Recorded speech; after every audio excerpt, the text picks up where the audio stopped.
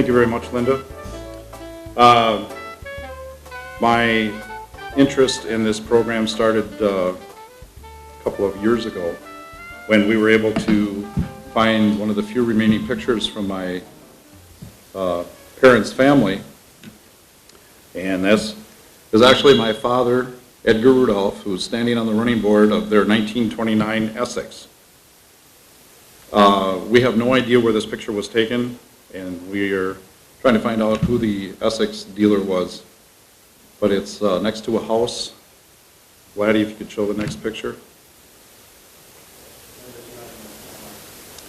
It's next to what looks like a house and an outdoor lift, and it shows you in those days it didn't take a real lot to be an automobile dealer. So I decided to research the car dealerships that were existing in the town of Sevastopol. And I found out that the first car dealership was the Hall and Wilkie hardware store in downtown Valmy, Wisconsin. And the way I was able to determine that was advertisements in the Advocate. Linda, next one, please. The dependable Ford. And they're bragging about how the Ford is cheaper and just as good as all the other cars, and don't waste your money on a fancy car. And if you notice at the bottom here, it says Miller's Garage in Sturgeon Bay, the Door County agents for the Ford automobile. But they also had sub-agents located in other parts of the county, and in those days people didn't like to travel very far, and they liked to deal with people that they were used to dealing with. So the sub-agents were Hall and Wilkie in Valmy, Wisconsin, E.C. Thorpe in Fish Creek, the Perry Company in Forestville, and N.C. Jacobs in Sawyer. And this ad was from the 1914 Door County News. Next one, Linda, please. Here's another good-sized ad in the paper from Hall and Wilkie Company in Valmy, Wisconsin. Hall and Wilkie started their hardware store in 1912. It was Richard Wilkie and H.S. Hall. And they really sold a lot of James barn equipment. All of the barns that you see, many of them were built from 1912 to 1916. And Hall and Wilkie were famous for providing the stanchions, the litter carriers. As a matter of fact, in this ad you can see that clean stalls are important, James barn equipment, and they show a picture of a manure carrier. And they sell wagons, buggies, harnesses, farm machinery, and general hardware, and also Ford automobiles. So I'm guessing that they didn't make the majority of their money from Ford automobiles. Anyway, they were the Ford dealer until 1917, and in August of 1917 they sold their last Ford car. And suddenly, in the fall of 1917, Felhofer brothers are now the Ford dealer in their new garage in Valmy. So at this time I'd like to introduce the grandson of Ed Felhofer. Ed Felhofer is going to give us a presentation on the history of the Felhofer brothers.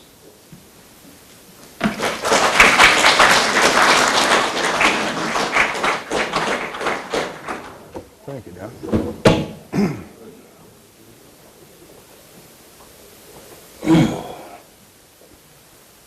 This I'm going to have in case I need to lean on it. That's also good for crowd control. In case you are too rowdy, I'll be using that on you. Well, I guess I better get my presentation stuff out here. First of all, I want to thank you all for coming. The reason I'm here is because the Brewers were down 4-0 in the bottom of the first, and I don't have air conditioning in my house. But as my mother always told me, always say thank you, so I want to thank you all for coming. I'd like to thank the Historical Society for also inviting me. And Linda, you're going to have to bear with me because I'll probably be skipping around a little bit. The information is out there, somewhere. But Don had kind of an easier job because the information on computer from the Door County newspapers only go up to 1925. If you want to go through 1925 history of the Felhofer brothers until 1959, when they actually moved the franchise to Sturgeon Bay, it's going through all the microfilm. I tried it for 2 hours. I got through about 3.5 months. I got frustrated and gave up.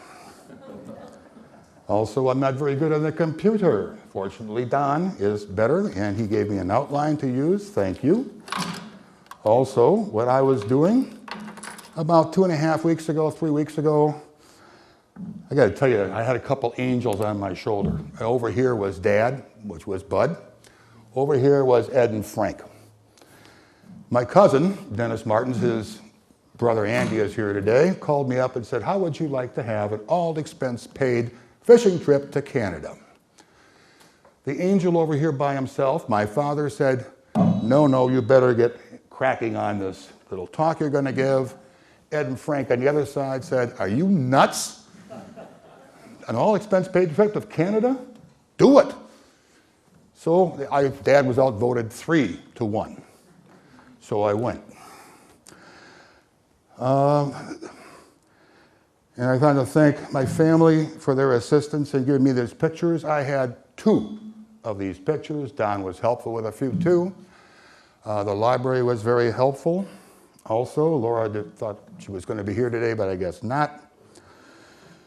But again, I got really frustrated. Now, I would hope that at some point in time, later on in the discussion, oops, see, and now I stuck myself to duct tape. So I guess maybe it was a hazard. At some point, if I'm making some kind of an egregious error, you may interrupt me. Hopefully after I'm done, we can sit around and have a little chat. There's a lot of people here from the Valmy area, former employees of the garage, and I would like to have your input, residents of the Valmy area. I would like to have your input also. We'll have a little discussion afterwards, I hope. If I see your eyes glazing over, I'll stop. Well, the Felhofer brothers kind of looked ahead and not back, which is probably why there's a dearth of information. They didn't save a lot of pictures.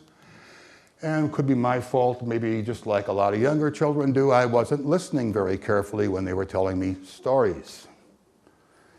So what I'm going to do is I'm going to give you a lot of the early history. I can't help bringing a lot of Valmy history up because they were a very integral part of that. You have to understand what the times were and what Valmy looked like. And then when I get to the 40s, I would go to the 50s, but the 40s, because my mother's here, she remembers that far back. And then I'm going to kind of just give you a brief outline of the whole thing, because there's people here who know more than I do about it. And I don't want to look too much more like a fool, and I probably will anyhow. All right, so let's see. We're going to start out here. I'm going to be making up, I shouldn't say making up, but as you go through oral history in any family, you're going to get different stories from different people. So I'm going to take the ones I like the best, and that's the ones I will present. Sorry, Mom. And of course, then again, Ed and Frank never let the facts get in the way of a good story anyhow. My brother and my father were a little bit better on it, but so be it. Okay. And this is not going to work. Let me open my water bottle in case I need it. And I'm going to start out here in 1880. Neither Ed nor Frank were born at that time, and nor were my great-grandparents here. But as that's the time that they called it Vosville. They did have a mill here. In 1881, Vosville was established, named after Tom Vos, who lived on the hill going out towards the Whitefish Bay area, the farm that Ray Paul lives on right now in that area. That, like more buildings that I would like to think of, burned in Valmy at one time or another. A lot of fires at a lot of different times. Now the community, let's see, here's in Tom Vos's house, not only was there a post office, but he also had a telegraph.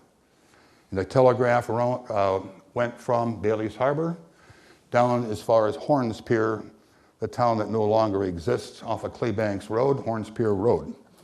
At that time, there was two words, Horns Pier. Now they run them all together.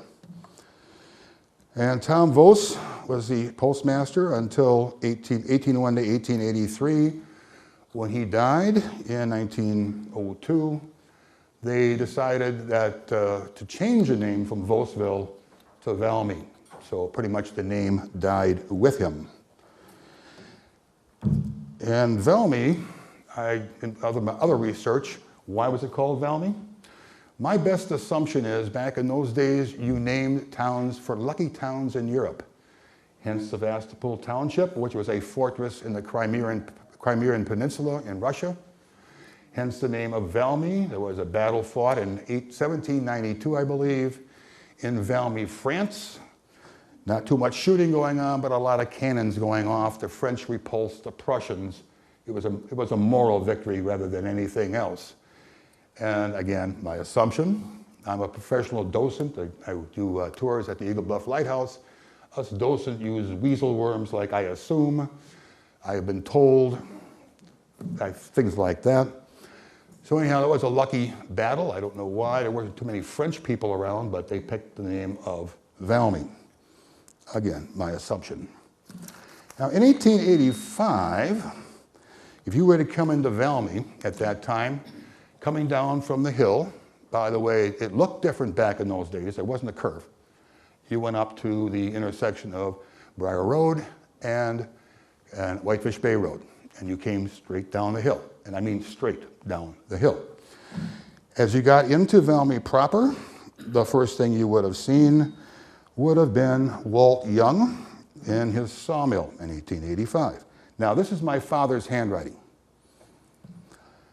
Now, the next would have been a blacksmith shop. A man named John Minch had the blacksmith shop. Next to him would have been the cheese factory, supposedly the Vakes in Whiterman. The Vakeses show up quite a bit in the early history of Valmy. Tom McCullough had the store. Also, Dr. Simon had offices there. There was a doctor in Valmy. And back in those days, and even up into the 50s, doctors, believe it or not, made house calls. And the next thing you would have seen would have been a cobbler living next to them who took orders for shoes. Beyond that, we have Tom Vos's farm and the telegraph office. The only building you would have seen on the left-hand side would have been the tavern, and it was built by owned by John Hawks. Built the hotel. And I would assume stage stop. All right. You'll have to excuse me for my disorganization, but we'll go on. In 1885, I'm going to read you something here. And this was taken from the Advocate files in 1925. They're going to mention Highway 78. It had just been named Highway 78. It was a state highway. So the looking back section from 1925 in the Advocate back to 1885 goes as follows. And the title of it is, Valmy, long a busy center, has character all its own. It revels in the days of old when oxen held sway. Valmy has had a busy up and doing western way about itself. There is enough coming and going and stopping in Valmy for a place 10 times its size. It's so small that if you're not careful, you'll be out of it before you're into it. Kind of contradictory there, sort of. Valmy misses its claim to beauty by half a bill. I don't know really what that means. But just a few steps away, going over the hill towards Whitefish Bay, you see a marvelous expanse of wondrous blue. Now, straight west across the swamp on Krugman's Hill, which is where the church is right now, rises the stately tower of St. John's and its pretty flower-decked parsonage. One has everything to gain and nothing to lose by residence in Valmy. And obviously, a lot of you know that because you live there. There is no better meat than that which Ernest Durandale supplies. Nat Pope of Jacksonport delivers a choice Guernsey cream, and Mrs. Tony Stewart comes up from Whitefish Bay Mrs. Tony Sternard, comes up from Whitefish Bay with gilt edge butter. Michigan's best trout has a way of winding up in Valmy. You will fare far better before you meet the equal of the Felhofers. As expert mechanics and courteous gentlemen, they stand at the head of their class. Barker Lumber Company, successor to Wilkie. Wilkie also owned the sawmill. He also owned a lot of properties in Sturgeon Bay, including the old Advocate building. The Barker Lumber Company was managed by Emil Leist. He worked for them before he bought it. Fred Suki, that would be Fred Suki Sr., not Fritz, has a lusty young hardware business. It was due to the vision and enterprise of Hamp Hall that the store was built about 12 years ago. Now I think they're skipping around not to 1885, but back up to 1925. Mr. Hall had a forage agency before the Felhofers took over. And as Don mentioned, he also did a big business in James Barn Equipment throughout the northern part of the county. The Petersalke store, and by the way, to the best of my knowledge, the Petersalke store was in the same building as what the Happy Hour was, the saloon. It was right next to it on the north side. Pardon? Oh, okay. Now I'm going to talk about the swamp road that went through. Coming down the hill from the church again, you got down towards the swamp. And it was kind of tough going. It was a kind of a corduroy road, even what they did in the Civil War. They would take a log and they would lay it across and they would fill it in with dirt, sometimes gravel, but mostly just dirt. So it was pretty much impassable in the spring and in the fall. Now down past, now this is 1885 again. Down past Mahaney's shade trees, which would have been on the right-hand side, on across Dolan's Swamp, which would also have been on the right-hand side, or the corduroy road to Vosville they are going. If it is springtime, the whole road will be washed over by the waters of Mahaney's Marsh, which has become swollen into a lake. So actually Mahaney's place would have been on the left-hand side, the old log that they covered over with cement that they tore off and made it back into log again. The creek will come roaring high into the crude bridge. That stretch of road seems very short now, not so in the old days.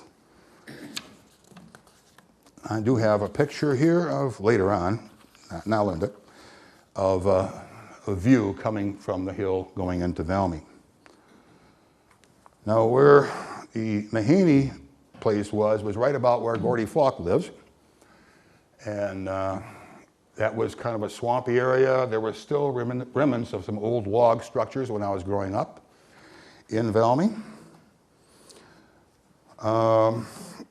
We had butter and cream in the summer, and they had cows tinkling. They also had their cows going into the swamp to eat the nice marsh grass. Always told me when I was growing up not to drink the milk in the early spring because that's when they went out for the wild onions or the leeks or the ramekins, whatever you want to call them, the ramps. There was very little money. Men took store pay for their work, barrel pork, syrup, flour, coffee essence, and spearhead plug. Compromised the storekeeper's stock of groceries. Now you may have heard through your historical society somewhere about Joe Martin, the Hermit of Shivering Sands or something like that. He was around, he was a traveling tinker. Came around and he would regale them of the stories and repair their pots and pans. Oh. Actually, if this wasn't being recorded, the stories would really improve a lot. Walt Young built the first sawmill. It was just back of what is now Fred Suki's hardware store, which is just about where Dan and Betty Breyer live. Fred's garden is now an old sawdust pile. For many a year, decaying humus has helped produce bumper crops of fruits and vegetables. The logs were hauled to the mill on travois drawn by ox teams. And some of the conversation was, will the horse ever replace the ox for farm work. Of course, in a swamp, oxen probably worked a whole lot better because they were bigger and you could probably pull themselves out of the muck. John Hawk Sr. bought some of the first lumber built in what is now the main part of the Petersalke building.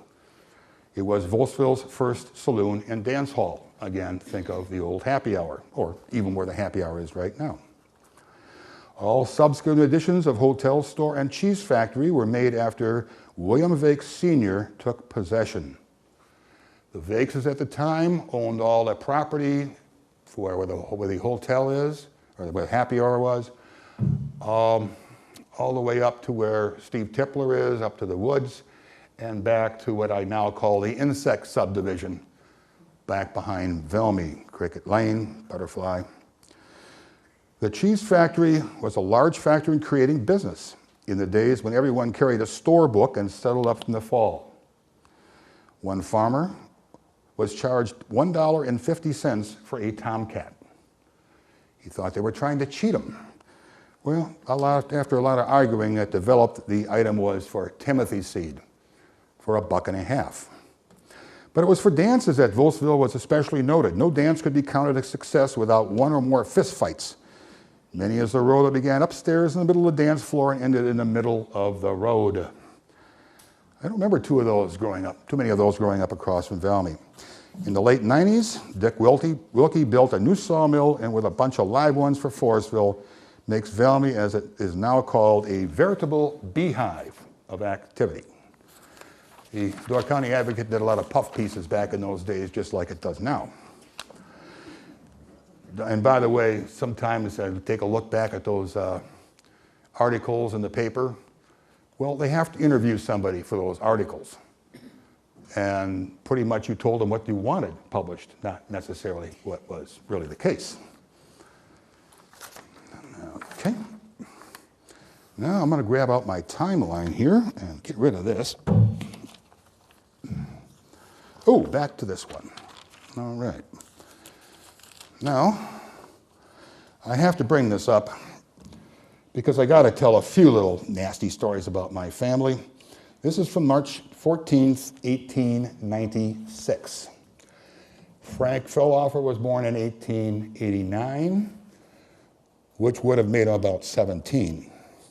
March 14th, 1896. Frank Felhofer had some trouble with the Breyer Boys. B-R-E-Y-E-R, but we all know who they were, right? Okay. The Breyer Boys swore out a warrant charging the former with bad talk. The matter was settled by the defendant pleading guilty and paying the fine and costs. Back in those days, you could swear out a warrant in just about anybody for just about any reason. But I guess he didn't feel like fighting it. Now we move along to 1896. A horse driven by Miss Gus Peterson ran away a few days ago and smashed the buggy to which was hitched most completely, which happened a lot back in those days. You did have accidents. And Vakes and Weiderman have improved their place and neatly papered and painted the premises, otherwise greatly improved. Did not take much to get a story in the paper, I guess. Now, Richard Wilkie did have what is now back in the Valmy Swamp. He owned all that land back in there, which was sold later to the Barker Lumber Company. And then when Emil Weiss took over, to my belief, Emil Weiss didn't really, when Emil Weiss bought it, he didn't really want it. The Barker Lumber sold that land to the Felhofer brothers, Frank and Olga, Ed and Anna. I went down there to find out exactly where that easement was, which, by the way, went down, I believe, in between two houses of Valmy. If anybody of you have gone to the Register of Deeds, you know how nice they are for about the first 15 minutes, and then they kind of lose interest. Dad always said it was along the fence line. Well, there's two fence lines. I remember driving down there, and to the best of my recollection, it was in between what is, I believe now, the Keno House and where Paul Magley lives. But then they discontinued doing that. More about that later. 1921, I'm just kind of skipping around a little bit. not for the first time or the last time. 1921, the H.H. White Company, manufacturers of toys and coat hangers, has completed its organization for incorporating for $25,000, a lot of money. The following officers have been elected: H.H. White, H. Taubman, Fensuke Sr., and Rudolph Wolfgram, treasurer. Valmy had a toy company. It will be opened, and the manufacture of toys will start at once. They had a sawmill across the street. Barker Lumber Company owned it at the time. Their source of material was right at hand, and then it disappears from history. Have no idea when it stopped. 1926, now the blacksmith shop, and again I'm skipping a bit. Oswald Wagner had the blacksmith shop. Felhofer brothers were out of it by then. And he traded that shop for the Strahan farm. And John Strahan took over the shop. Now in, let's see, the horse and buggy days of, now this, again, there's going to be different dates. This is what was reported in 1959 from the Advocate. In the horse and buggy days of 1912, Ed and Frank Felhofer opened their blacksmith shop at Valmy. And I don't really necessarily dispute that date. Business was good. They were shoeing horses, repairing farm machinery, and tinkering. 1917, and 1917 is the date that they always took as the start of the dealership, 1917, although they did sell cars before that, but I'll get to that a little bit later. They expanded a blacksmith shop to include a garage and equipment along with their reputation as mechanics. 1922, the fire destroyed the garage. I will get to the Valmy fires later. All right. Now, Ed was born in 1893. Frank was born 4 years earlier.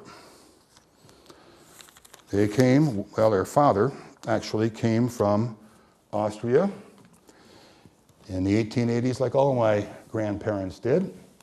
In Europe at the time, you have to understand that there was a lot of turmoil. There was basically constant fighting. The Prussians and Bismarck were trying to conquer all of Europe. The Austro-Hungary Empire was aiding and abetting them at times, and at times fighting against them. They were, like I say, all farmers. What did they do when the army came? Well, what they did was pointed at the boys, the young men, and said, we want you, we want you, we want you. There was universal conscription. And by the way, as long as we're here, we'll take half your livestock and most of your crops. They were sick of that, as many other people were, so they emigrated to the United States. Now, Ed and Frank, actually the old home farm and all four of my great-grandparents' original places are still in existence. Most of them are houses, but not all. Where the Felhofers first built, their house was on Bechtel Road. It has been redone now. I believe John Hocking did that.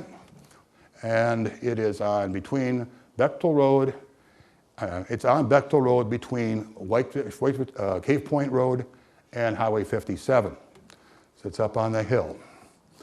My dad always had fond memories of going there to visit his grandparents. They go back in the creek, the little Whitefish Bay Creek, and grab pickerel a lot of times. It was a pretty bare bones cabin. I was been in it. Betty, you probably remember that place quite well. Now they went to school. Dad writes down that they attended St. Peter and Paul School. They were Catholics. But there was also a school, as my brother informed me, that was on the corner of Bechtel and Clark Lake, kind of kitty corner across from where Gary Hayne lives. I don't think there's any foundation left there yet, but I do remember one many years ago. But they didn't go to school very long. Nobody did. Once you kind of mastered your reading, writing, and arithmetic and kind of got a mastery of English, they heard a lot of German at home, then it was time to go out and seek gainful employment. So by their teens, they had already been out of school for some time. They lost their mother at an early age. Well, they had a fairly small house. And my great-grandfather, George, was starting a new family, and things were kind of cramped. They were working, and their uncle who was, I better double check this, Charlie Steger. Helped them out, and he went kind of to work for him. He befriended them. They roofed barns, did other carpentry work.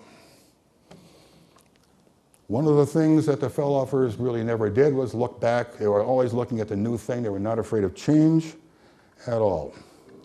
And they were not only brothers and business partners, but also very good friends. They lived together side by side in Valmy for many years. When Frank and Myrtle finally moved, they just moved right up the road. They also had cottages adjoining each other on Clark Lake. They also had cottages adjoining each other at Long Lake. They also moved into the same community in Arizona. They both had not side by side, but within the same area in Apache Junction and later on in Mesa. So they got along very well. Frank was the president and Ed was the vice president. Well, somewhere along the line, Frank picked up the blacksmith skills. And I think right about now, Linda, there we go. Now that was where the blacksmith shop was, and I think that was around 1912. But the picture could have been later. On that picture, I'm going to have to move a little bit.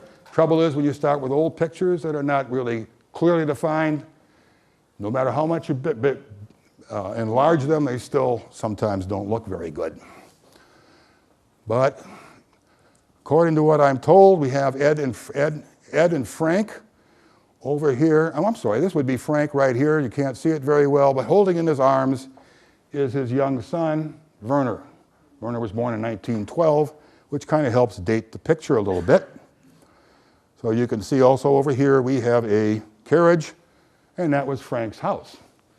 Rather large for the time.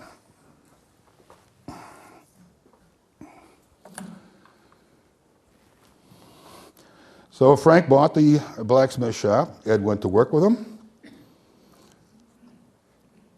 And now I'm going to move to some more of the timeline thing in the teens. Now, like I say, the Felhofer brothers themselves always felt that 1917 was the beginning of the dealership, but Don is absolutely correct. They were selling cars even before that. Back in those days, you have to remember that an automobile was rather a new invention. Well, actually not really new, but mass producing them was new. They had no dealership network. They had transportation problems, and they had a lot of customers out there, people who wanted to buy an automobile. So without a great dealership network, pretty much if you wanted to be a dealer, you could be a dealer. And hence, they were selling them out of the hardware store.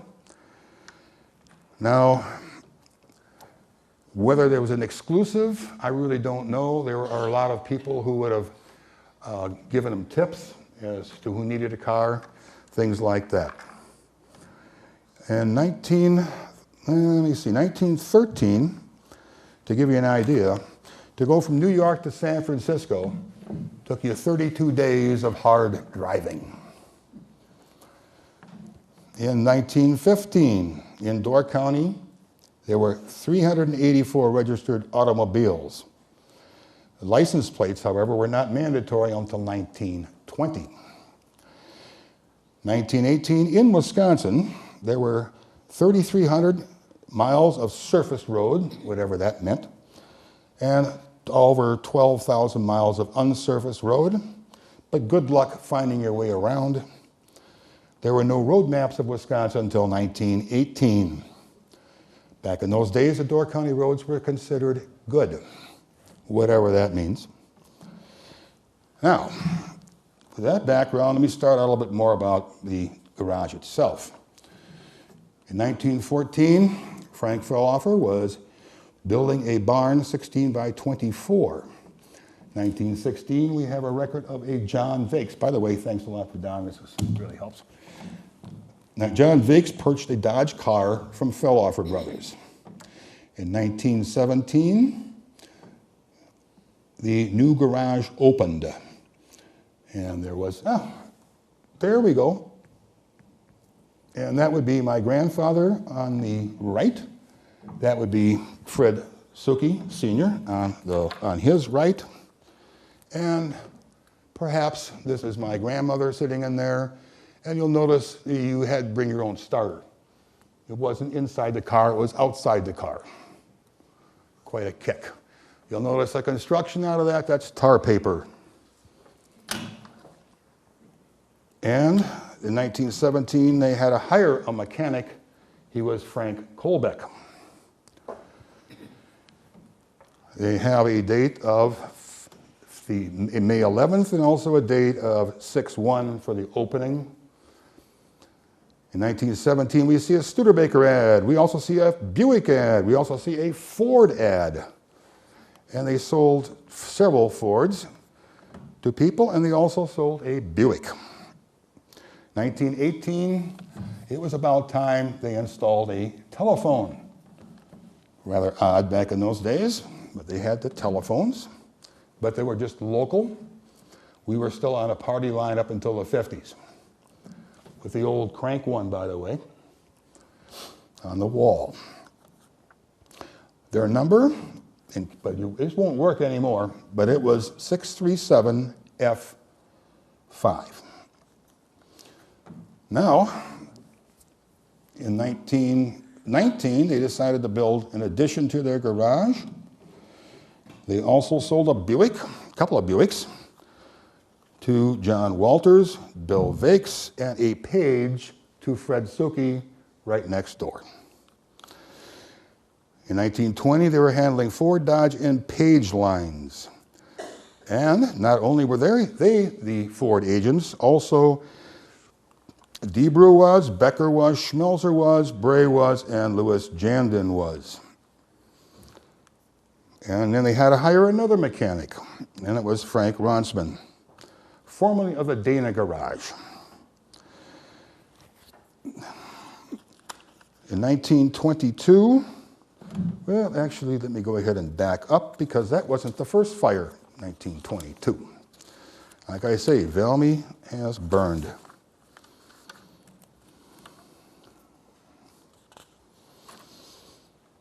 Oh, also here, I'm taking a look back in the teens too, according to several sources, again, oral history, my grandfather was the first one to have a motorcycle in Door County. Back in those days, it would not have been a Harley Davidson, however, because they didn't open for business yet. It was an Indian motorcycle. Of course, there wasn't anything as nasty as having to have a driver's license. You didn't need one. Oh, I don't know what, oh, I'm going to the next one. Okay. 1917, there was a fire in Valmy. The garage burnt. The previous picture, gone. It was, again, the tar paper, and it burned. So they went ahead and they rebuilt. About this time, too, my grandfather went to World War I. He served in France and Germany. He was in the Transportation Corps. And while he was there, he was sending letters back to his brother saying, by golly, this stuff is pretty good. Maybe we ought to concentrate more on the automotive side of things and let somebody else handle the blacksmith shop business. When my grandfather came back, when Ed came back from the war, well, why pay somebody else to be a mechanic? So he went to the Milwaukee School of Engineering to learn how to be a mechanic. Of course, back in those days, you needed a crescent wrench, a hammer, and a flathead screwdriver, and you pretty much had all the tools you needed to work on a vehicle. And by 1919, Frank had two children, Werner, as I have mentioned, and also Stella. Werner had one daughter who was Doris Jean. She married Dick Tellner. She was older than I. And Stella was Frank's and Olga's daughter. She married Art Stevenson. They had four children. Leon, who was in Green Bay, not in the best of health, I understand. Elton, more normally known as Butch. Eugene, which was my age, unfortunately has deceased. And Jane, who lives in the Marinette, Wisconsin area. My grandfather would follow with children in the 20s. Dad was born in 1920. He was born in a cheese factory. Now I know, well, see, now my mother's shaking her head. But then again, now another source, she'll be shaking it again, don't worry. I always listen to my mother. But to be fair, I'll fix this, Mom. They had remodeled the cheese factory at the time into a house. And then Irma was born shortly after, and then following up with Betty May. Irma married Leroy Ehlers. I promised myself I'm going to only tell one Uncle Leroy story. It's very difficult. I could tell a lot of Leroy stories. They had 2 children, Jim, who's down in the Whitewater area, Eugene, who splits his time between Green Bay and the Fort Myers, Florida area. Betty May married Elton Stevenson. They had 1 son, Dennis, in between Jim and Eugene in age. And he is in Arizona. I haven't seen him since 1987. And if there is any Felhofer history, it would probably reside with him.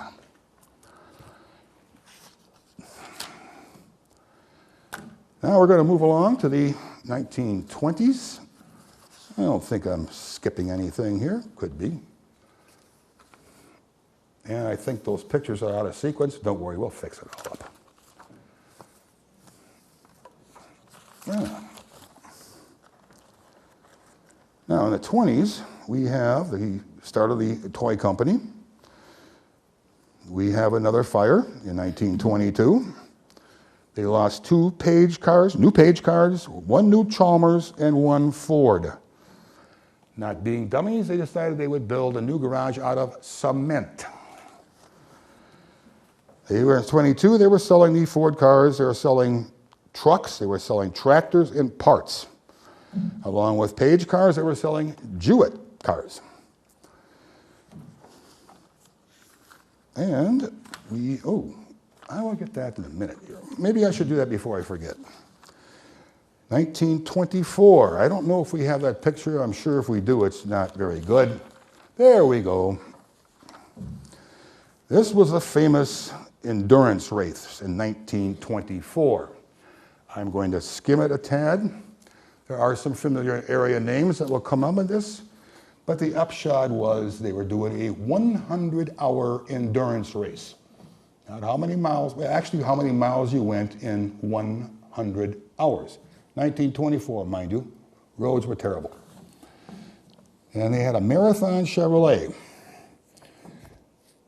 They started on Sunday, noon, and it wound up at Wednesday morning at 8 o'clock.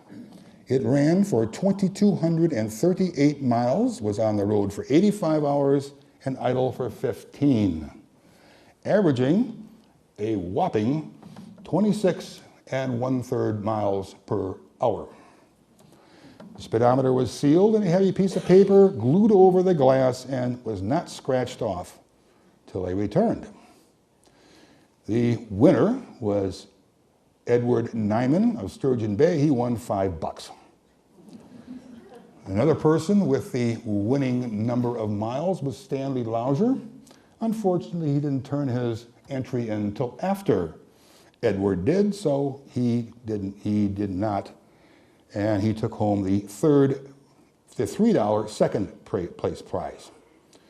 And third place was Esther Wolfgram, and she was only a couple miles off. She got $2 for finishing third. Now, this is what I kind of find pretty interesting, because I had a committee who put a piece of cardboard or paper over there, over the speedometer, so they couldn't see how many miles. And on that committee were Oswald Wagner, who was in business in Valmy, Edward Felhofer, Lee Oriole of Valmy, Guy Townsend of Bailey's Harbor, Ernest Magley of Sevastopol, and Lester Dietrich of Manitowoc, probably a Chevrolet representative. The drivers of the car were Otto Lauser. He relieved them during the night. And also relieving were Leo Ortel, Frank, Henry, and Edward Felhofer. We'll get to a little more to Hank Felhofer a little bit later. Fred Suki, Oswald Wagner, Ernest Magley, and Bill Miller. You know, this is what I find interesting is because you had the same people who were sealing the thing up, pretending not to look how many miles were on it, and they actually won it.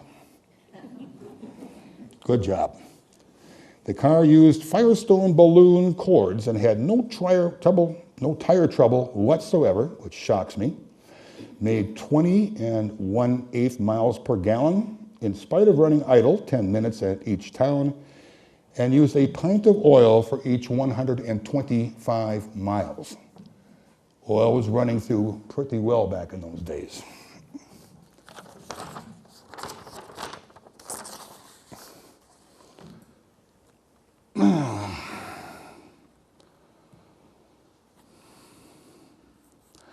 Okay, 1917, the garage burns. They rebuilt it. And I'm going to the next page. Now, Bud, my father, had 2 children, myself, my brother Tom, who was here a moment ago. And maybe I discussed him already. He left. And we have, at that time, in the late teens, you picked up cars at the railroad station. Cars came in by rail. And as you may know, the cars only came over the railroad bridge and stopped. The old railroad station is still there. That's where they had to go. They had to take their own oil. They had to take their own water and their own gasoline to pick them up. Evidently, later on, they figured it was cheaper just to go pick them up. They used to drive to Grand Rapids, Michigan, bringing the cars back, and it must have taken days. I don't know if the ferry was running at that time or not. Okay, now the 1922 fire. It burned the garage again. They finally got pretty sick of the fires, so they built a new one. And it cost them $7,000, but they used what they called fireproof material. Now the product, well, lawyers won't let you say that. It's fire-resistant material. And it was built where Jim's Auto Body is today, or at where Jim was right there. Building still exists, and it doesn't look a whole lot different than it did. And I think probably, no, that's not, that's, it's way to the left, but isn't there, Linda, another picture showing that with cars in front of it? Nope, that's the Endurance. Forward or back? I don't know. I don't know either. Okay. How about that one? I don't know. I haven't seen it yet. So that would have been in the early, before it burnt. Maybe give me another. Give me. Oh, go back one, please. I'm going to show you. I'll get into those cute little kids a bit later. But here we have it right here, 1922.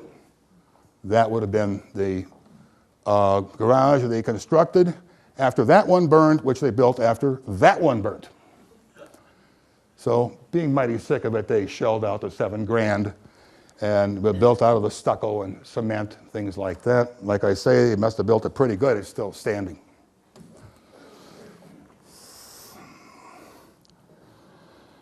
That picture will be probably getting back and forth. No, we can go back to something else here. Now, somewhere along in this particular period of time, the car manufacturers had enough of this, a lot of different dealers. The car dealers have, the car manufacturers have done this over a period, over the years, kind of weeding out dealerships. And I'll get to that a little bit later too. Now, what we have is the fire of 1928. They considered that the big one. And Dad, and this is in Dad's handwriting also, says, on the afternoon of May 3rd, 1928, the Sevastopol school bus stopped at the top of the hill on the west side of Valmy. Mrs. Alex Meanier, Mabel, was there. Alex and Mabel lived above my parents at one time. Alex was a bookkeeper at the garage. He also had taught school in Whitefish Bay, and he went on to become a state senator. Anyhow, they were up there to meet the children because they couldn't get to Valmy because of the fire. There were flames roaring. An oil stove had tipped over in the Suki hardware store, which was next to the, was up from the garage, to the east of the garage. There was a west wind, and it went up the hill. And it leveled Frank's home, it leveled Ed's home, and it just was all the way up to, at that time, which was the Kesson farm. Gene Kesson's parents, the top of the hill, the farm that Ray Paul lives in. I'm not going to get into, well, that's probably one of my favorite stories, but I will give you a little bit of what they had in the paper about that. And mostly, actually, after this, the members of Sevastopol and Valmy decided they would want better fire protection. They really were concerned because, think about it, in about 12 years, I had 3 major fires. The garage, by the way, was not affected by this. They were to the west side of the buildings, and it just went right up the hill and took everything out. And at that time, we pretty much had the lumber mill, which would have been on the north side of the road. At that time, the highway, Highway 78, went up straight to the happy hour and made a left, no curve. That didn't come in until the 30s. And also at that time, Frank Starr owned the happy hour, or what it was called. And went from the Suki hardware store, again, it went and took the homes that Dad wrote down, or Frank's, Ed, and then there was a gap, and then it was the Kesson farm. And actually it says in one of the articles that there was 9 buildings actually taken out.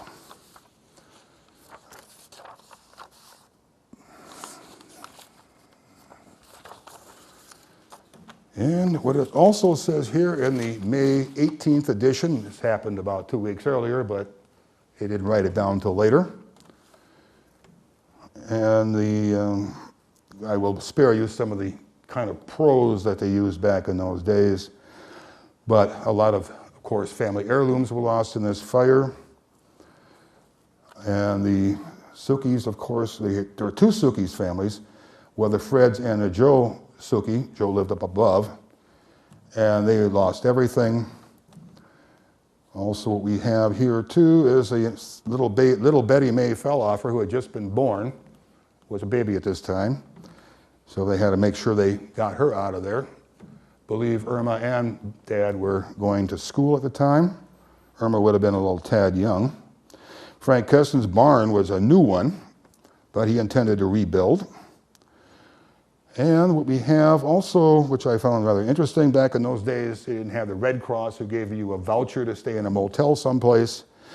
So Frank Felhofer moved with his wife and children down to Clark Lake. They had already built the first of the cottages they would build on Clark Lake. They moved there. Mrs. Joe Suki went to the Delcorps, and the Strands went to Tex Maples, and the Ed Felhofers and Alex Meaniers went to Ted Sirwatts.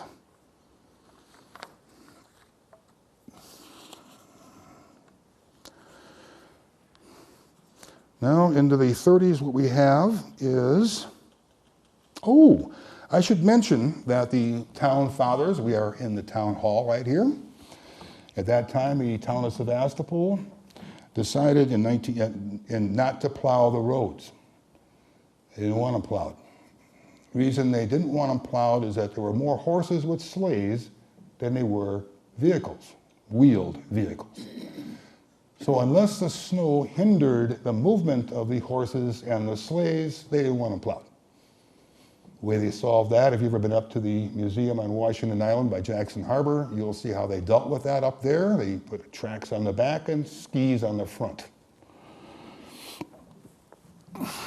Now we go to the 30s, And people were having cars. They were cars even earlier than that. People had cars before they had electricity. As a matter of fact, I don't know if I mentioned it before, but I'll just have to wing it. There were not many roads. Travel was difficult. And they would drive around actually to people's houses like traveling salesmen to sell you a vehicle, as well as having the showroom where you could come in and see them. In the 30s, of course, we had the Depression. Actually, it did not really affect this area as hard as it affected other ones. It was rather an agricultural area. At least you could eat. Not too much cash money. They did a lot of repair work, and I should mention now, the 20s and late teens, there is a ledger book on the table over there by Fran. In there you will see the ledger from the late teens and the 20s. Kind of interesting, they have names of the people who bought the vehicles, their overhead and everything else. So you're free to take a look, but please be careful, it's in pretty rough shape and it just smells a little moldy. But the car sales kept going on in the 30s. They also did lots of repair. By this time, blacksmith shops could not compete. They did a lot of implement work. They did welding in the garage. Also, even into the 50s, I remember them doing a lot of farm machinery repair.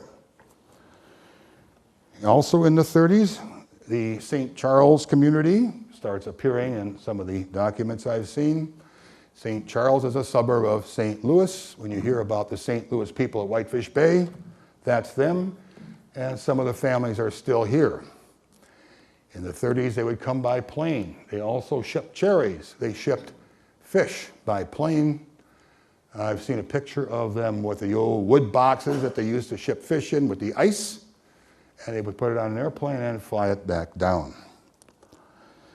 Now, somewhere along this particular point in time, too, the Valmy Airport, Valmy International Airport, showed up. I don't know exactly when. This one I'm going to blame on my father. Again, John Enigal wrote that very nice book, When They Had Wings. There is no picture of that airport. It's not even mentioned all that much. But I certainly remember it, and some of you may also, behind the garage. And I'm thinking it was during the Depression because they didn't want to lay off any of the workers. Felhofer brothers were rather paternal, but they showed a lot of loyalty to their workers. And a lot of times they made work for those folks. So they might have been back out there trying to grade that. You can still see about where that was. It's a little bit higher up than the rest of the swamp on both sides. And actually there's a culvert going under it too. Only reason being is for for drainage perhaps too. It went, about from the garage, I say halfway or perhaps a little bit more than that, back towards the ponds that are back there. And I do remember flying in an airplane one time. I don't remember who it was. I just had this young lady over here, said it might have been her father. Could have been some other person too. I know Leon Long, Don Long's brother, who served in the Air Force, used to fly there. I remember the airplane planes being tied up to right near where the windsock was, which is by the cedars right now. The cedars were not quite as big when they first put it up. And also that's where they had the big cement chunks in there with an iron ring coming out where they would tether the airplanes. That chunk of cement is still there, as of 15 years ago. But what they were doing is they were trying to get some business.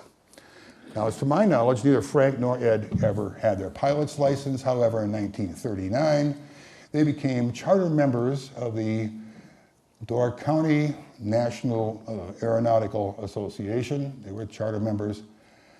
And they also, in order to figure out where you were, you didn't have instruments, you had some instruments in your plane, but in order to find out where you were, you painted numbers on the top of the garage in big yellow paint. I remember those numbers because being the boss's son, one of the things you had to do was do something that nobody else wanted to do, which was go up there and tar that roof every year. Mostly I had to do the one in Sturgeon Bay, but once in a while my grandfather wanted me to show me the ropes on that one. So there were a lot of planes coming in and out. However, back in the mid-50s, and that's when it was terminated. I have a picture from 1959. Now they're already putting junk cars on that. Before that, they hauled them down to the swamp. In the property that they bought from Barker Lumber, there are still some old hulks back in there. The trees have gone through them quite a bit. Not much left. In 1937, somewhere in the 30s, and I've heard this story a couple of times. Again, I have no factual basis from it, but the Felhofer Brothers garage people tried to rob it. Now, my grandfather told me this story, and that was over maybe 1 or 2 Manhattans, about him giving chase. He had a pistol. He chased him to Carlsville, shooting at him. You take care of your own problems back in those days. After that, the story kind of petered out. So I would think they probably got away. Not the only time that the garage was robbed, by the way, or tried to be robbed.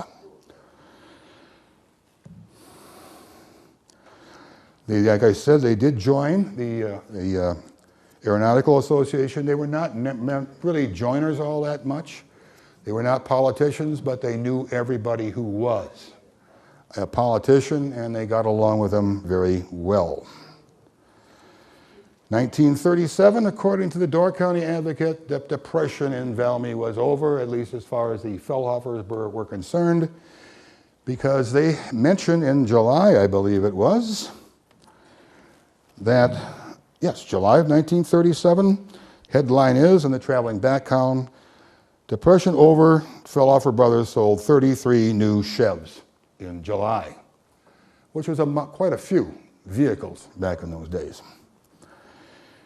Also, I'm going to show you now, I got to put it in some place, some hunting pictures, if you would, Linda, please.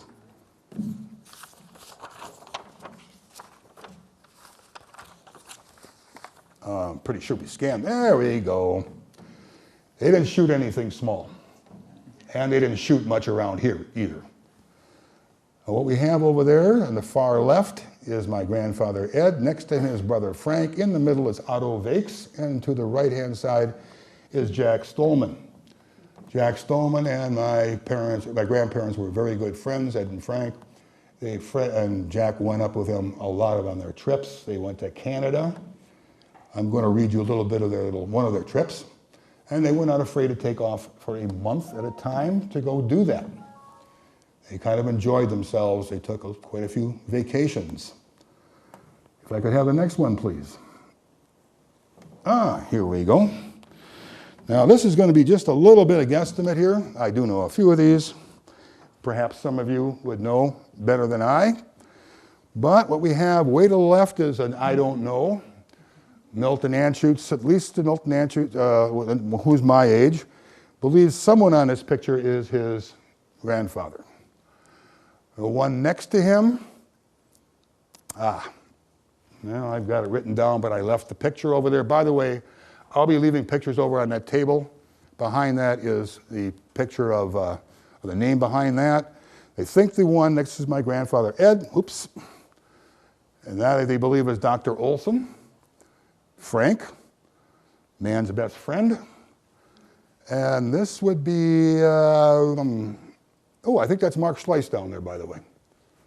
Second from the end down there. Also, what we have is Jack Stolman again, and they think this is a guy named Burton over here. Again, no little deer. Big deer. Big deer. Again, probably not shot around here. Like I said, they went to Canada quite a bit. And if I could have the next picture, please. Another hunting one.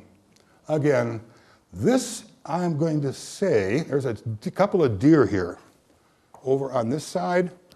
I would not be a bit surprised if the other one over there are elk that they would have hunted. Also, now we have way on the end, no, this is way on the end, I don't know who that is, Perhaps somebody here does. The one next to them, that is Mark Schleiss. And we have my grandfather. Again, I forgot to bring the picture up here, so I don't really know. And we have Jack Stoneman again, and this, I believe, is Burton. And one more hunting picture, because they did a lot of that. They took a lot of time off to hunt. Sometimes my grandfather would even take his wife along with him when they went fishing to Canada.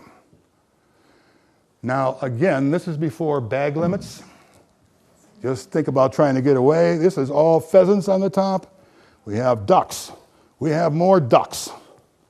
And I guess they shot a rabbit somewhere along the line. I mean, it must have irritated them or something. Who we have on the far left over there, that is Bill Kepp, longtime salesman for Felhofer Brothers. I do not remember him being that young ever, but then again, I was older when we first met him. In the middle is Eli Stegman. Eli Stegman was the Iceman in the area, and I also believe he was county sheriff later on, after the ice business kind of dried up, pun intended. And way to the right is my grandfather again, and I'm assuming here again that it was not shot around here. Perhaps South Dakota, perhaps North Dakota, like I said. If it was hunting season, they were gone someplace. Now I'm going to go ahead to I'm going to go to 1936 right now. And now, Linda, if you could get that picture with all the advertising on it, an advertising picture with the 4 pictures of the garage. It's in there somewhere. Oh, that's fine. Give me a chance to catch my breath. There we go. Now, this was a momentous occasion for Ed and Frank. By this time, they were in their 40s. Finally, they were doing enough business, and of course, 36, depression. But they must have been doing reasonably well, because now they built that garage. And again, this would have been the picture we've seen before. They added on here, they put the brick facing on that garage. The garage pretty much is what you see today, except that now I see John Daniil has put in a door, sliding glass door in the front. They had public restrooms in this building. Women's was on this side. I have no idea why there was a door, outside door to the women's bathroom, but there was, not to the men's. And the actual interior itself, have you ever seen the showroom floor that was in there? That was a kind of a terracotta tiling in there with a fleur-de-lis, all that sort of thing in there, very, very ornate, very fancy for the time period. I believe a man named Bernhardt was the architect for this, and he was very well known and well respected, not just in Door County, but in the state of Wisconsin. And he didn't really spare much expense to go ahead and do that. Now I'm going to show you, this was the picture. Now again, when you start with an old grainy photo, you blow it up, you've got a bigger grainy photo. This is Ray Junior right over here. I could tell by the cap he always wore. Margaret, perhaps Earl is in that. Your father is in that. You don't think so? 37. Okay. I'm sure he was there for the party, though. I'll get into the party a little bit later. My father is right here in this picture. He would have been 16. And Werner is, I can't even get around, but one of these two over here. Way in the end, that would have been Agnes Miller. And she was a long-time bookkeeper there before Don Long started in the 40s. Another thing interesting about this picture, I think, is you'll notice a triangle right here and a road going by. The road was new. It was built in the 30s. No longer did you have to go straight up to the happy hour and make a left-hand turn to go out Highway 78. I believe that's when they were redoing their road systems, and they called it Highway 57. But you'll notice we have a welcome sign to Valmy. Have you ever seen those old railroad, crisscross railroad signs with the black lettering on the white facing? There were a little cut glass in those to reflect light. So when you came down the hill, boy, you know you're in Valmy, day or night.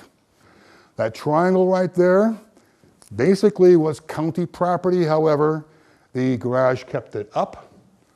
As a matter of fact, that was my job for quite a while. As soon as I got up big enough and trustworthy enough to push a mower, that's where I was, weeding and whatever else needed to be done. Now you'll also notice this does not look the same as it does today. What they did in the 60s was straighten the road out. Before that, I could start up on that hill where the church is, St. John's Church, and go straight.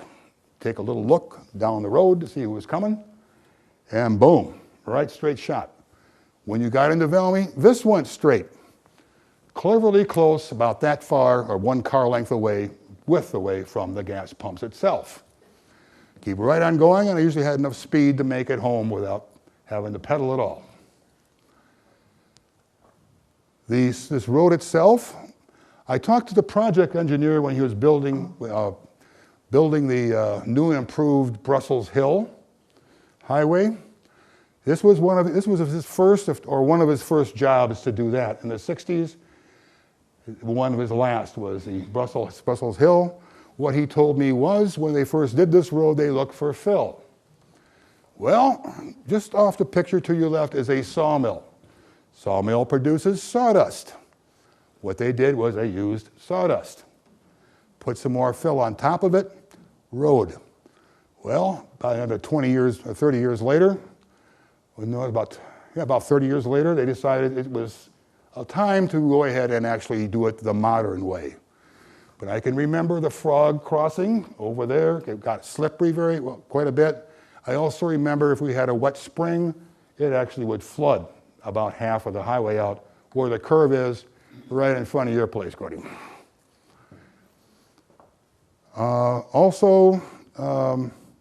There were other houses starting to show up on Highway 57 going around the corner.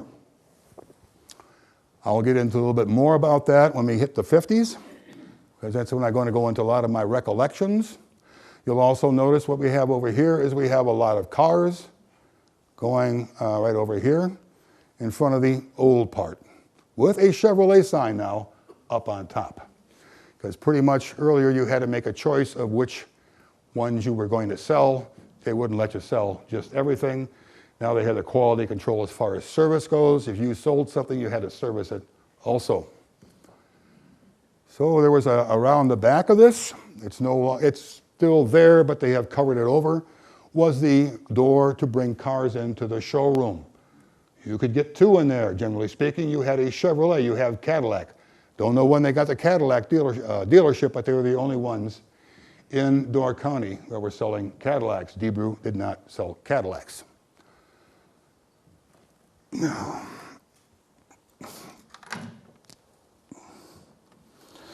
Now we have a grand opening, also in 1936. I'm going to spend a little time on this because I found it rather nice. It made big news in the paper.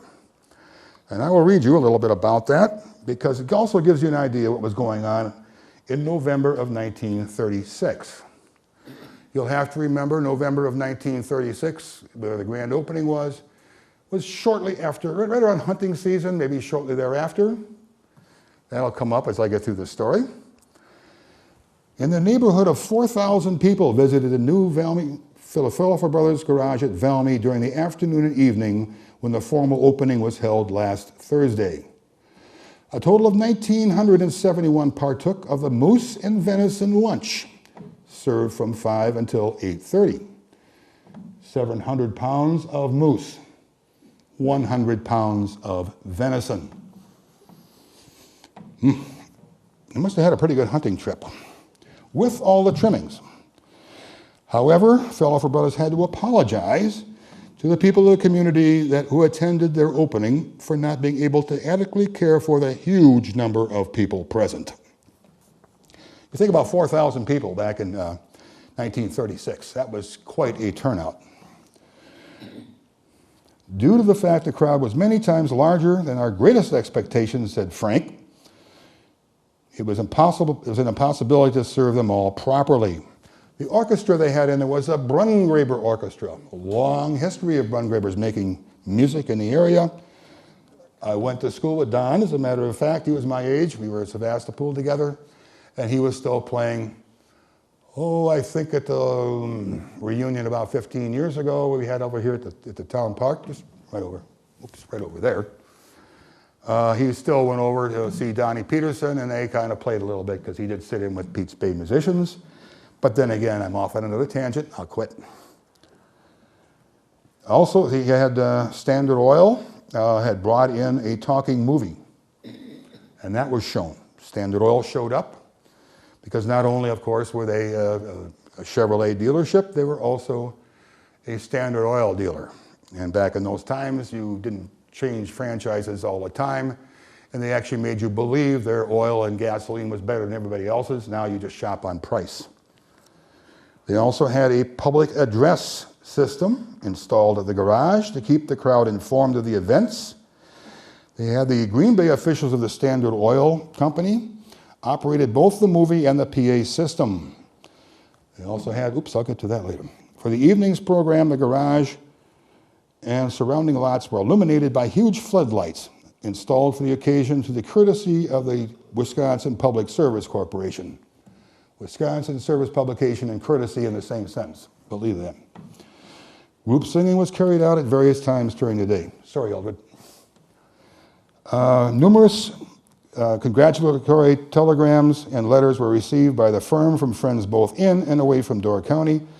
A number of floral pieces were sent for the opening, among which was an elaborate bouquet from some of Door County's summer guests of St. Charles, Missouri, known as the St. Charles, Missouri County Colony at Whitefish Bay. And as I say, there are some relatives still there.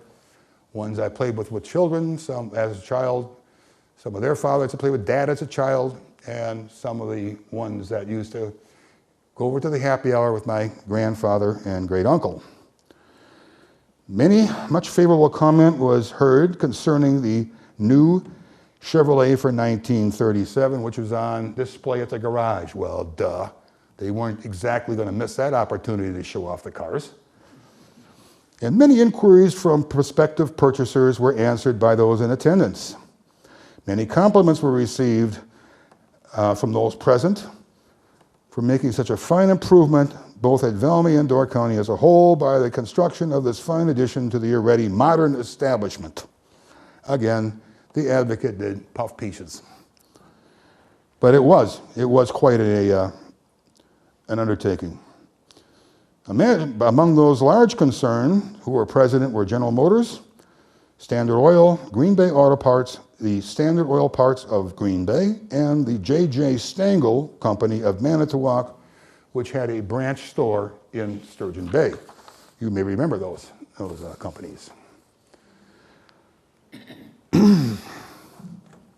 I have an ad from 1939. It will be over on the table. It's already over on the table. I got it late, too late to scan. In that 1939 ad, it gives the prices of the vehicles. I think $875 kind of stands out, dollars. Also on that ad were listed two dealerships in bold. This was for Chevrolet. Then the top one was Debrew. The bottom one was Felhofer Brothers. Below that, there were the dealerships in the southern part of the county. Pierre Garage was selling a few. There was one in Maplewood. There was also one in Sister Bay, and there was one in the Bernstein dealership in Egg Harbor. But they were in more of a small print area. Kind of figures because in 1940, Felhofer Brothers sold more Chevrolets and more cars than anybody else in the county. People would even drive that far to come up. They also sold cars to these people from St. Louis. You had people from Florida that would come up, and they would trade their vehicles up here and drive them back. I remember a lot of that going on, and usually my grandfather would be standing over my shoulder saying, "You missed a spot." Those of you who knew him can easily imagine that happening. Now, one more thing I want to do about the hunting. This is a very, very poor picture But I am going to go ahead and I'm going to read you just a little bit about it. And this is kind of what it took back in 1939 to go to Canada to hunt. And here we have the usual suspects. So they could have been one of these pictures. Don't think that one, but the one of the one earlier one. And they went 1,800 miles, which I'm assuming was round trip. And it was my grandfather, Ed, Otto Vakes. It was Jack Stolman again. And on Door County's annual hunt of big game hunters. And they shows the picture. And this is not one we've already seen. I can tell, I don't know how I can tell, it's really kind of blurry. But they also had a picture in there of the 2 dog teams they used, because they drove up. Well, actually it took them to go to Prince Albert, Saskatchewan, 3 days. And it took another 3 days to get by dog sled the last 62 miles near the Arctic Circle, where they camped for a week. They went through 1.5 feet of snow, but they were not exactly rookies when they came to that. They had been doing it for some time. And when they came back with caribou and bear. The Prince Albert Board of Trade, think about a tourist industry again, were there to welcome them, and they threw them a little party, congratulating them. However, it did give them an idea. Maybe if they went up next year, they would fly instead of actually driving. And you can imagine what the roads were, driving back in those days, and taking the dog sleds. And it says here it took them 5 days before they ran into a herd of caribou, and they got 6 out of 7. And they also had guides. They would take guides when they went. They would hire some local people to do that. All right, now I should add a little bit about my father. Hopefully a lot of this about my family and later in the 50s and things like that will come up. Hopefully you can jog my memory a little bit too when we have a little discussion a little bit later. Similar along the line, the Cadillac dealership opened also in the late 30s. My father went to business school. My grandfather and great uncle weren't necessarily against education, but they thought it should be vocational education and not necessarily a liberal arts education. So he went to business school in Manitowoc. When World War II came, my father joined the Coast Guard, and he was in there till the end of the war, I believe. During the war, he met and married he met my mother before that, but he just couldn't help. He didn't want to be away that much, so he and mother got married till the end of his service. And he returned to go into the family business. During World War II, I'm sorry I'm making some short shrift of the 40s, but during World War II, of course, you had the rationing. So what people would be doing, the Felhofer brothers and others would be going down to that swamp and getting pieces of old car parts because you couldn't get anything replacement. It was all going into war munitions, especially any old tire they could possibly repair. Now, in these particular days, the salesmen again traveled. And I've already told you about them taking a vehicle. And they just went out there and word of mouth, and they had a very good relationship with the people. So they would trade back and forth, take one to another. Not unusual to them to go out with one car and come back with a third car that they had traded. And of course, they would take advantage of the hospitality of the people they were joining with. No need for food and beverages when you're doing that sort of work. Now we're going to go into, before this I want to take a little aside and tell you about the start of WDOR. Ed Allen was an announcer in Chicago, Illinois. he had a summer home on Clark Lake, or a vacation home, shall we say, on Clark Lake. Now, here we get into the different stories. I like mine best, so I'll tell it first. And that is, this is from Eddie Allen III, by the way. And I have heard it other places. But anyhow, they were Frank and Ed and Ed Allen were sitting up at the happy hour, and Ed Allen was complaining about having to go back to Chicago. Well, Ed and Frank said, why? We need a dealership, but we need a radio station up here.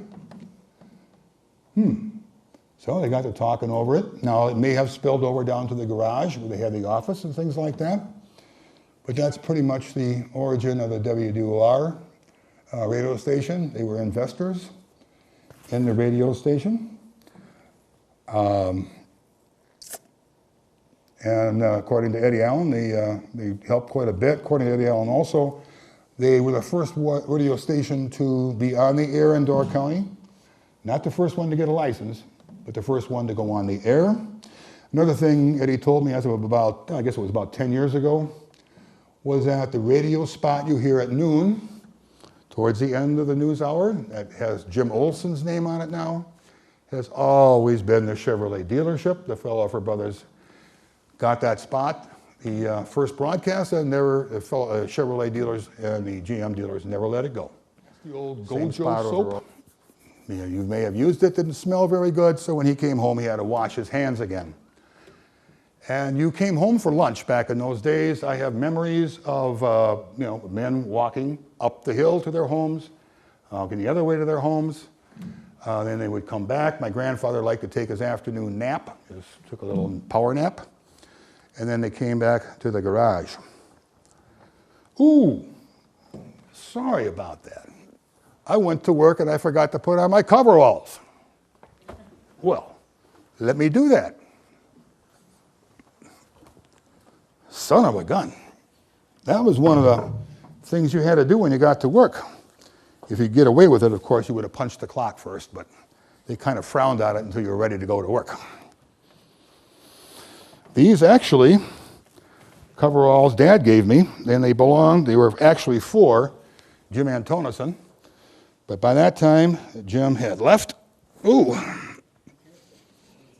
Maybe I'll just hold it up. Old guy, bad balance. Anyhow, there it is.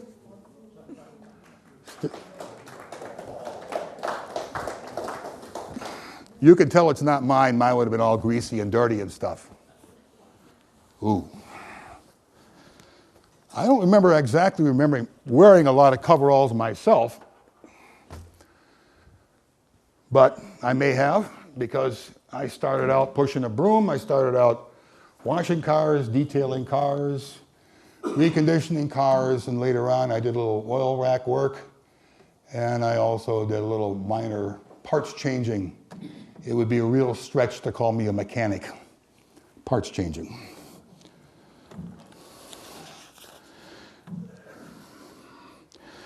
Anyhow, Dad became a salesman, and he would go again and with Bill, and they would, not with Bill, but he would also drive around, and they also covered the southern part of the area too. And they would just bring cars, try to sell cars. Whoever would happen to be around the showroom would show the cars on the showroom floor. If Dad and Bill weren't around, Ed or Frank would tell them about it. Now I think we're ready, Linda, for a picture of the venue. Ahead of me again. Look at that. That is what I believe to be a 1952 Chevrolet. Fran, help me out on that. What? I don't know about that.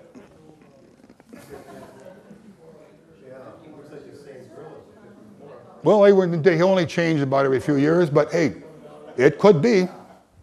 Could be.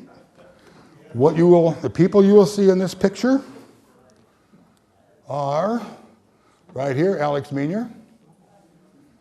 That would be Mabel Meanier right here, Frank, Bill Kep, and my dad, and a customer. Again, like I said, this is a corner of the counter right there. I'm sure you remember that counter very well, Susie.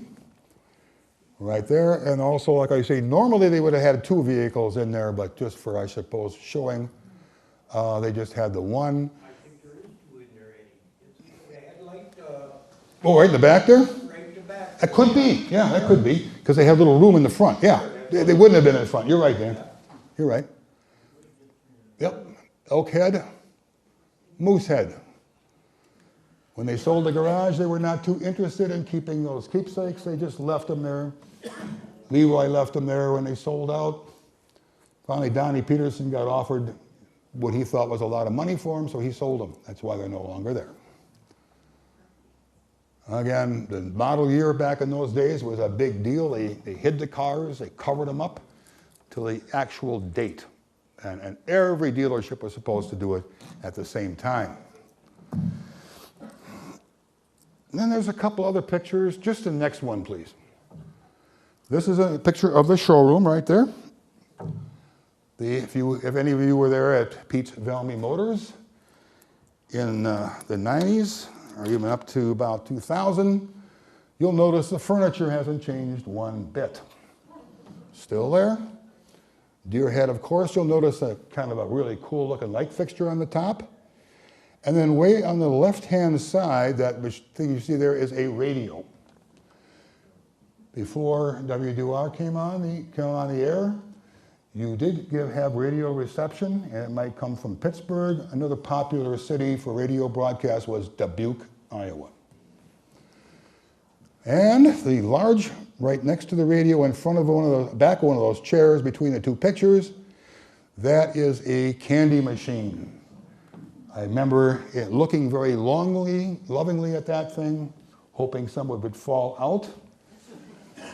But I did have the key to the pop machine at times, but I never got the key to the candy machine. When I first started pushing a broom down there, nice little guy, here's a dime, use the soda machine outside, I could get myself a small Pepsi. The old bottle with the little crinkly stuff on it, not the swerves, but one right there. And I also got to fill it while I was at it too. Let's see, we have, we're going to get into some of my recollections a little bit later on. In 1958, I'll give you one right now, to my recollection, everybody on the side of the road we lived in had a brand new 1958 Chevrolet, including Hugo Combs on the top of the hill. Some of these things you just remember, some other things you forget. And there was kind of a recession back in those days too. It was a big problem with silver. Eisenhower the Republicans were in office, so they did not believe in these shovel-ready programs, stimulus packages, so you just kind of toughed it out till things got better. Now, if you will go ahead to the next picture, I want to show you what some of the, another one of the pictures of the garage. Okay. That's the last one we're going to look at. Keep going. Oh, that's kind of a cool picture of the garage they built. You'll notice here, I don't think we even did that one. Now you'll see the Chevrolet sign up above there, the Felhofer Brothers Garage sign. And again, Jim Abrahamson did put a door in so you could get into his auto body shop. And there is on the right-hand window there, that one, there's an air hose coming out. Way to the left, and this is of course before they built the new garage, you'll see a gas pump, the Royal Crown on the top. Oh, that's good. And you'll notice the condition, of course, of the road. I believe we've seen those. Oh, that's another view of that. Yeah, okay. Now, the picture I'm looking for is a party. Hopefully, I think we scanned that one. Party. Towards the end. Oh, that we didn't see one of my, see? One more. Let's go back to Ed and Frank and Rose. There are the picture is bad for that, so I didn't even mention that. It would have been probably the first one that shows up on the, no. The cute little kids are coming a little, there we go. What we have here, oops, I better use this, they gave it to me. This is what happened a lot down at Felhofer Brothers after the work was over with. We have here Dad front and center eating. We have Hank Felhofer right over here. Don Long, he started in the late 40s. He was working there when I was born. Ray Junior, Omer Miller, and Bill Junior right over here. Now, he told me he did push a broom occasionally, but not very infrequently, but boy, there was some free food there. So he came and had some. And behind there, you will notice, this is where all the grease was. They were on long hoses. Rather than throw them all over the place, they just opened it up and you pulled whatever you need. You had many different kinds of grease because remember they were doing farm machinery as well as doing vehicles. And cleverly, I don't know who took the picture, but I'm going to guarantee you that somewhere around in here was a case of beer. Back in there somewhere. But they're going ahead and eating right now. Oh, my back is kind of kicking up on me. And I can remember, now we're getting into the time that I can remember a little bit. Originally, it was a busy place. They were still doing in the mid-50s a lot of farm machinery work, with a lot of welding and things like that. They kept people employed as much as they could, making work for them. Somewhere, and I believe it was the 50s, it may have been even earlier than that, the first paint booth in Door County showed up. If you've ever been inside, it was added on. If you've ever been inside a Jim's Auto Body, way in the back, that little square rectangle thing that comes out, that was a paint booth. Before that, you just parked it someplace, even at the garage. In Sturgeon Bay, we did have a paint booth. Old Willard Hodges Wiggs didn't like paint booths, so he just slapped it up, wet the floor down, and went ahead and painted. At least that's what I've been told. And the story about Jim, yeah, keep that up for a moment. Keep it up. That's Jim Abrahamson, who was my dad's cousin, went to Korea. He was one of the chosen few. Any of you are up in Marine history or Korean War history, it is probably one of the greatest battles the Marines ever fought. They call it a loss because they retreated. Basically what happened was they told them, you want to get out of there, you fight your way out, we can't come and get you, and they did. Jim wouldn't talk about it. I asked about it several times, but right before he passed away, he did talk a little bit. He had his rosary in one hand and his machine gun in the other hand. And he was kind of worried.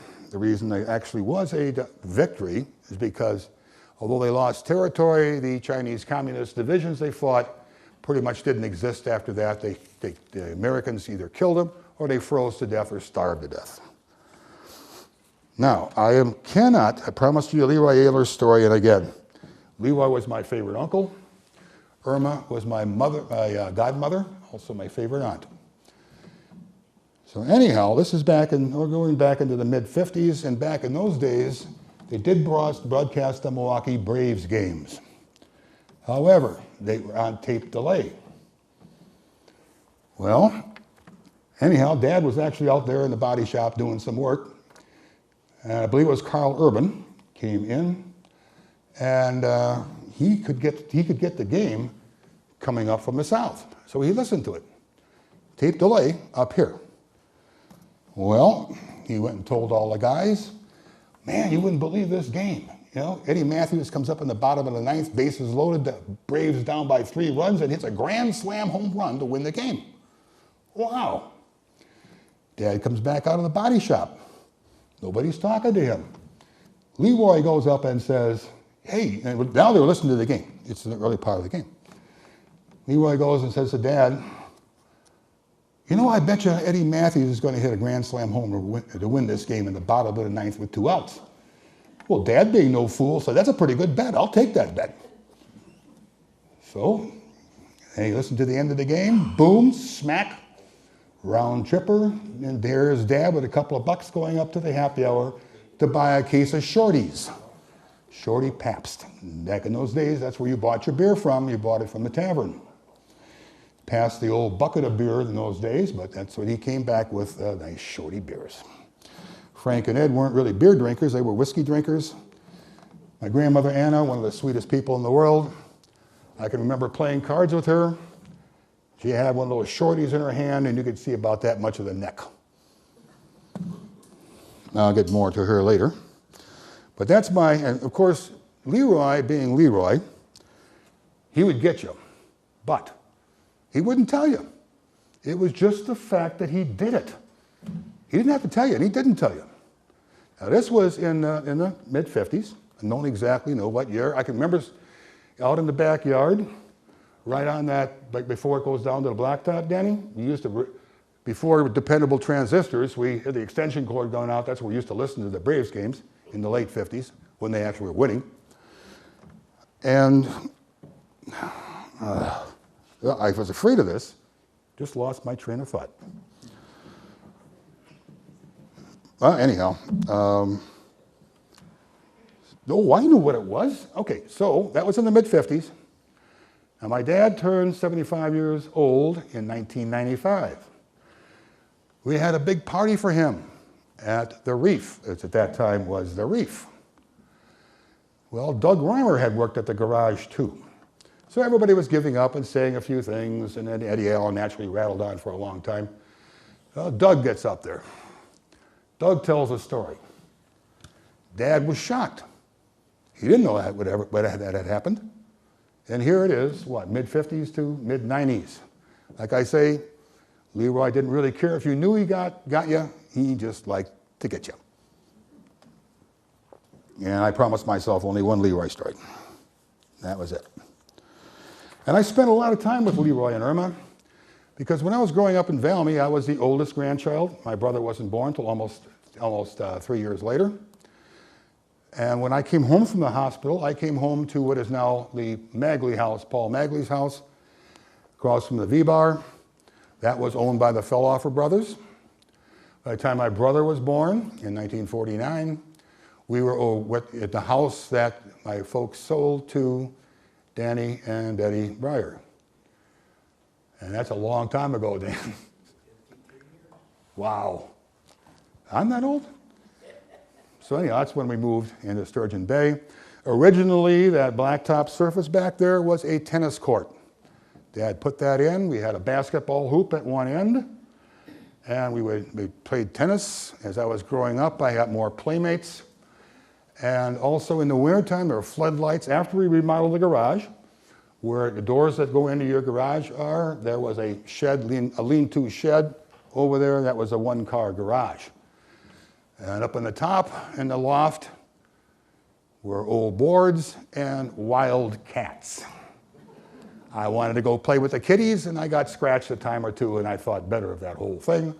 Originally, I believe that barn was the Sternards. The Sternards had moved to that area from Whitefish Bay, or was another branch of the family. And I'm thinking, Dan, that money you found back there was probably from that particular time. But I have nothing but very fond memories of growing up in Valmy. I had a large backyard. We lived in a house that Danny does, directly across from the happy hour. Next to that house was Werner Felhofer, Dad's cousin. Next to that house was Frank, and at that time Myrtle. Olga had passed away, he married Myrtle. Two Myrtles on the same road, two Eds on the same road. And by the way, at that time, there was, I don't know if it was still there when you moved in or not, there was a big wagon wheel in between what is now Jim Kircher's house and Dan's house. And the mail stopped there, and each one of those spokes had a mailbox on. It was all rural route 2. And I can imagine the confusion of mail with having the same names. Fortunately, before I started getting all those MASH letters from the ladies, we had moved out. I'm sure my grandfather, well, I didn't get any, so it didn't make any difference. But I had a big backyard, so next to Werner was Frank and Myrtle. Originally, later on they sold. Next to them was my grandfather and my grandmother. Next to that was a salesman's house, the one that the Maddens are in now. I think they're still there. The salesman was there, Bill Kepp was living there at the time. Next to that is the house that Leroy built, and then you're out of town until you got to the Hugo Combs farm. At that time, Hugo was there. So like I say, I have a very big backyard. I also had some chores to do, the garden being one. Another one was to get the milk. Nice, cute little stainless steel milk pail. Walk out the door, take a right-hand side, go up the hill into the Hugo's barn. Hugo would point at a cow, and I would be milking that cow. I had some practice at the Martins farm. My cousin Andy Martins is here. And then I would take it back down the hill again. Also, I worked for Hugo. I got to pick stones, pick rocks. From Hugo, I don't know if I got paid for it or if that's how we got our milk, trading labor. I really don't know. I can't remember. Remember my dad giving me like 5 pennies for allowance and then getting out the cribbage board and taking it all back. But that's the way you learn how to play those games. Also, what I would do is I'd walk up the other way, up 57, and I would go to the R.B. Berry farm on top of the hill. And there's where I would get the eggs. Mrs. Berry would be sitting out there with the eggs, candling them to see if they're fertile or not. Didn't bring them back in cartons. I believe I had an egg basket to bring those back in. So I was a busy boy. We also picked cherries. I worked on both of my uncle's farms that were up in the Egg Harbor area. Until, of course, I turned 16, and then it was time to go into the family business. In 1947, when I was born, and I don't know, you people, of course, aren't too old or too young enough to remember this. But I can remember my father always complaining that I was born in the great blizzard in January of 1947. He had to plow his way in order to get to the hospital. Sorry, Dad. Now, if we could have the picture of those cute kids. Cute kids. Yep. They're in there somewhere. I'm sorry, my organizational skills. I finished this about 1:30. I think you're headed in the right direction. There's my, that picture we just flashed by. That was taken previous to 1920. Frank is on the left, Ed's on the right, and that is her sister, Rose. One of the mysteries of Door County. Ooh, that's a picture of going into Valmy. One of the mysteries of it, she was found dead floating in the bay. Harvey Roll, here we go. Okie dokie. This is a picture of myself in the middle, my brother Tom to the left, and that is Sue Kepp. That would be Bugs Kepp's daughter. That would be Bill Kepp's granddaughter. They bought the house from Frank and Myrtle shortly after Frank's stepson, Myrtle's son, moved out, and they moved up the hill where actually Marnie Kepp lives now. Then Bill came and bought their house, the Frank Felhofer place, the place where the Maddens live now. Then Elton and Betty May moved into the house, and they had moved into the house that I was brought back across from the V-bar, just musical chairs a little bit. My grandmother was pleased. She had her daughters right next to her. And there was also a couple other homes that were owned by the Felhofer brothers in Valmy itself. At that time, the Julians had the happy hour. I really don't remember who was in the V-bar. It changed hands several times. It could have been, yeah. I'm thinking, yeah. I'd have to ask Helen. The Lights had the sawmill. Let's see, what else do we have? Alfred Vakes was the barber, working out of his home. There also was another barber shop at one time in the V-bar. Pretty much they turned that into the bandstand later on. But in this picture, you will see the Vakes, Alfred Vakes' house, now Steve Tippler's house.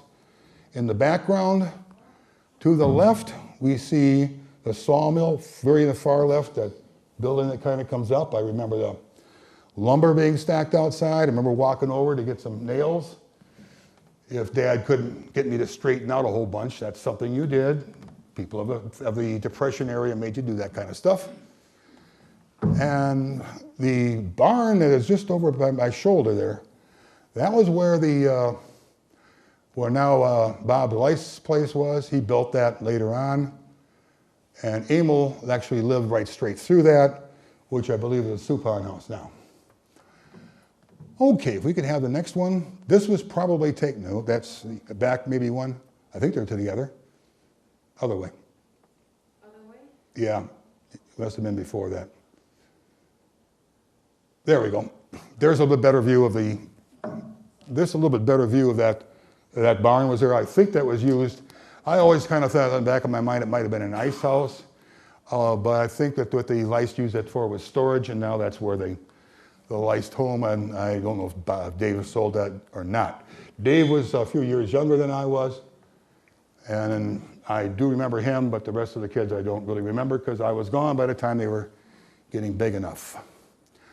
Okay, you can get the cute little kids off of there now. Anything. Anything. There we go. That's a good one. That's a good one. All righty. That was probably taken in between the, probably taken right in the front yard of the Kep's place, which Nick Hoffman lives in now. And he's also Frank's, Bill Kep's grandson. He's living in there now, so the houses really haven't changed much. But that's what I'm thinking. Okay. I got fish, not only milk and eggs, but fish. I would hop on my bicycle. I would head on down to Whitefish Bay Creek, a little basket on the front, maybe a buck, get some whitefish, and since I was a nice little kid, they would let me have a couple of smoked chubs, and I would take those back. Those chubs came in pretty handy. Of course, I was eating them on the way back, and these really greased up the handlebars. But when I got to Bechtel Road and Whitefish Bay Road, I had to go by the Breyer House. They had a lot of dogs. Dogs like to chase me. Here, dogs, take some chubs and fish bones. Eat those. So I would bribe them to keep away from me. Probably not a good idea. They probably were looking for me after that. Now, when I was, like I say, older, there weren't too many people exactly my age. Of course, my brother was 3 years younger. Until the Lloyd and Donna Anschutz bought the farm right around the curve, just on the east side of the church. It's still there. Actually, that smaller building outside was a summer kitchen at one time, going way back. One of the few I know of in the county.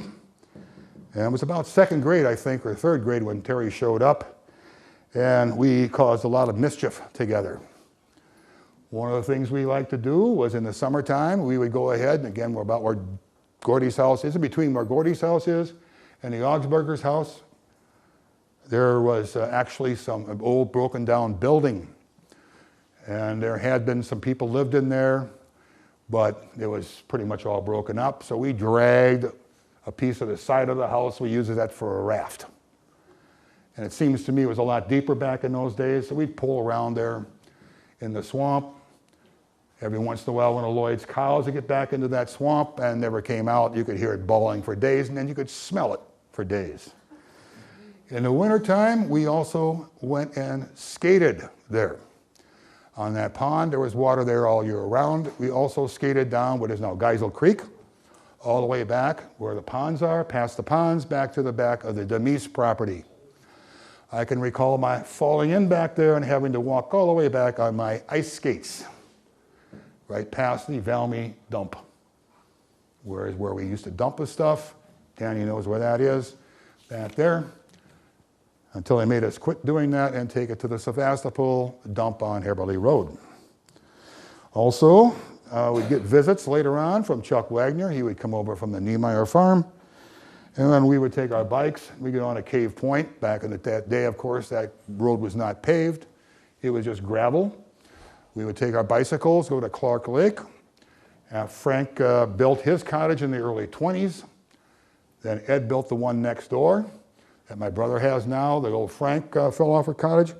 Jane, Tom, I think it was Spalanger, something like that. No, okay, and they have remodeled that. The one that Elton and Betty lived into on the other side of that is now owned by Dave Leist.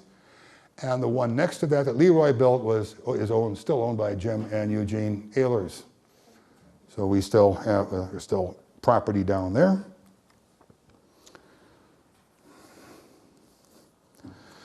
If I wanted entertainment on the weekends, there was no end of possibilities. Radio was downstairs. Didn't have a radio in my room. I did have I'll take it back. I did. I had that big one. That's right. And I don't think the radio worked, but the record player did. But more typically what I would do is just open up the window. My bedroom, as you're facing that house, was on the left-hand side, right next to where the Hinkles live. Mom and Dad had the other one. And I would listen to the music. They had weddings. They had wakes. They had chivalries. Listen to the music. Even if I didn't have the window open, I was listening to the music over there. But that was nice. I loved living in Valmy. Also, I noticed that Margaret wrote in the book about sledding down, in the Sevastopol town history, about sledding down that hill with my father. Well, now, I wasn't allowed to do that from the top up there. I'm surprised you got away with it. Pardon? You really missed it. I guess so, because I just stopped by the happy hour. There was about 20 sleighs at least put Oh, together, wow. tied together. Oh, my goodness. Your dad would be on the front, and he'd go like this, and pretty soon it was from one side of the road to the other. Great. I had to start from in front of the happy hour. And of course, in that time, they hadn't redone that area, so there was a curve coming through there, instead of where you have to stop and make a left turn. They did that in the 60s also. So I could get a real nice run at it, and I go down, and hopefully, sometimes even down as far as the garage if there was no cars coming, or else I'd have to swing into the store. And the store at that time, well, depending on what I'm talking about, was owned by Winnie Leist. Later on, he sold out to Lawrence Kirscher, Jim's father.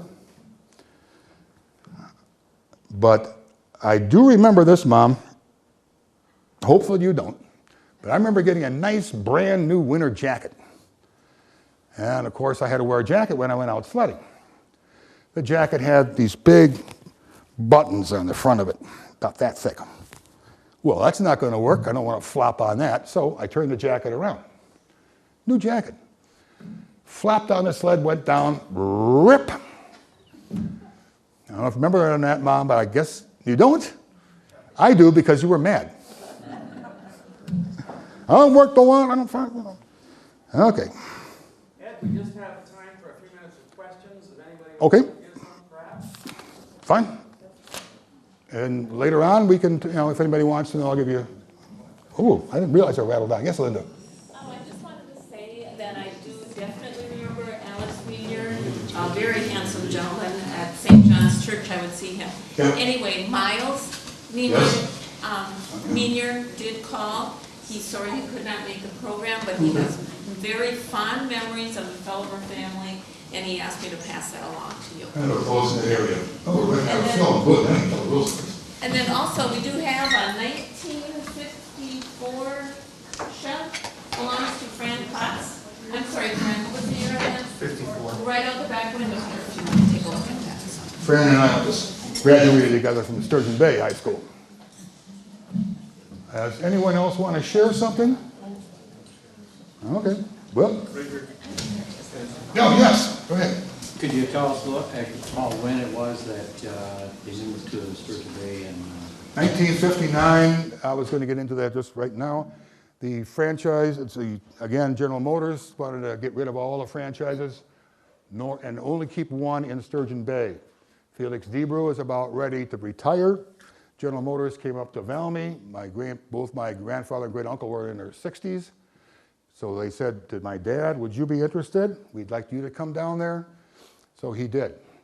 Otherwise, the Felhofer Brothers garage in Valmy, which is of course still there, the franchise would have disappeared along with the Bernstein franchise and everybody else that had franchises.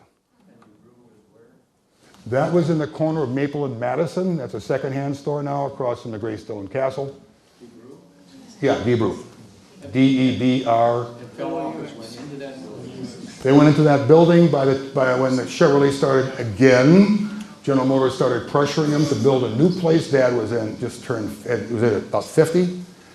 and he didn't want to get that far in debt. He had owned a whole bunch of land, which anywhere between where the Pizza Hut is, down to where Shore to Shore is, and all the way back to Georgia Street. He was not interested in going into debt that much, so that's when he sold it. Pretty much, they still sold cars out of Valmy, but the franchisee was the one in Sturgeon Bay. Yes? Just a trivia question. Yeah, I was intrigued when you mentioned about that there had been a strip, airstrip in back of the garage, so to go to the south there. I can recall back in the very early 60s up at the junkyard of County 8 that there was a rear fuselage of a Wildcat, a World War II Navy plane, and I was told that that was what was left after the guy that bought it surplus had cut the front engine cowl off and mounted it on an airboat that was used on the bay. Very easily could have been, they used to Does anybody know anything about that? Or? That probably would have been Bill Zolan's from Ephraim, but he made an Could have airport. very well been. Yeah, the Ephraim Gibraltar Airport was, well, actually, if you're ever interested in the history of the air in Door County, they had Wings, which was authored by my father and John Enigal. It has a lot of that stuff. Unfortunately, nothing much about the Valmy Airport. Dad, gee whiz.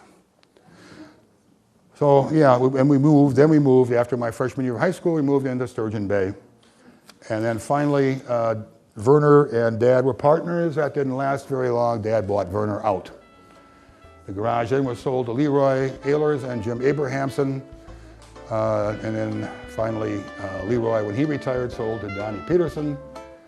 And then he sold, I believe, to Kenny Young just about the time he had the cancer. Go ahead. Here, use this for a hook. Exit stage left.